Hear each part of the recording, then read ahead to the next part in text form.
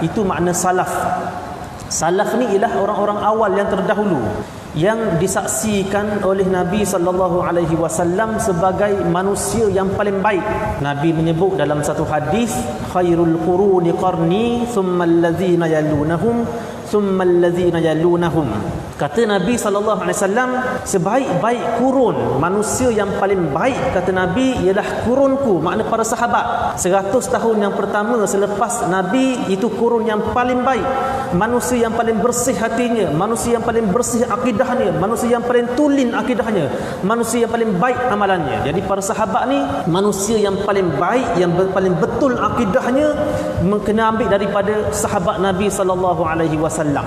Yang kedua, summal ladzina yalunahum summal ladzina yalunahum, kemudian mereka yang berada di kurun yang selepas kurun sahabat, kemudian kurun yang selepasnya. Maknanya 300 tahun yang pertama itu bermula daripada zaman sahabat, itulah yang dinamakan sebagai salaf ataupun al-qurun al-mufaddalah.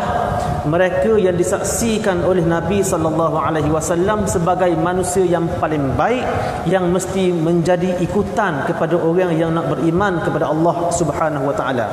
Dan para salaf inilah yang dikatakan sebagai ahlus sunnah wal jamaah yang sebenar, yang asal, yang tulen. Bila kita nak kenal mana ahlus sunnah, mana ahlus sunnah wal jamaah, mana kumpulan yang dikatakan ahlus sunnah wal jamaah, sebelum kita bicarakan berkenaan dengan kumpulan-kumpulan yang lain, kita bicarakan dahulu golongan ahlus sunnah wal jamaah yang paling tulen yang disaksikan oleh Nabi sallallahu alaihi wasallam ialah para sahabat Nabi radhiyallahu anhum ajma'in, dan para tabi'in dan para tabi'it tabi'in yang mengikut mereka dengan kebaikan. Jadi ahlus sunnah wal jamaah yang dikatakan sebagai al-firqah an-najiyah, golongan yang selamat dalam bab akidah ni, Nabi menyebut dalam satu hadis, taftariqu ummati ala 73 millah.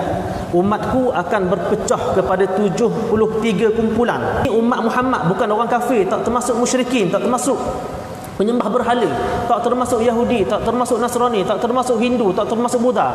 Orang yang ahlul kiblah ni, yang bersembahyang menghadap kepada Kaabah, yang beriman kepada Allah, mereka ini terbahagi kepada 73 kumpulan dalam bab akidah. Dan yang paling menakutkan, Nabi mengatakan kulluhum finnar, semua mereka ni ahlul kiblah ni bukan orang kafir, ni bukan orang musyrikin, penyembah berhala, ahlul kiblah yang menghadap kepada Kaabah, yang menghadap kepada kiblat. Kulluhum finnar, mereka semua masuk neraka, illa millah wahidah ataupun illa firqah wahidah, kecuali satu kumpulan. Yang ni satu je yang selamat. Lalu sahabat tanya, golongan mana yang paling selamat wahai Rasulullah? Manhum ya Rasulullah? Siapa golongan ahli kiblah yang paling selamat? Nabi mendefinisikan siapa ahlus sunnah, al-firqah an-najiyah yang sebenarnya, yang akan selamat. Nabi kata, ma ana alaihi wa ashabi. Ni pegang kemah keming. Inilah orang yang paling selamat yang kita kena ikut, iaitu ma ana alaihi wa ashabi.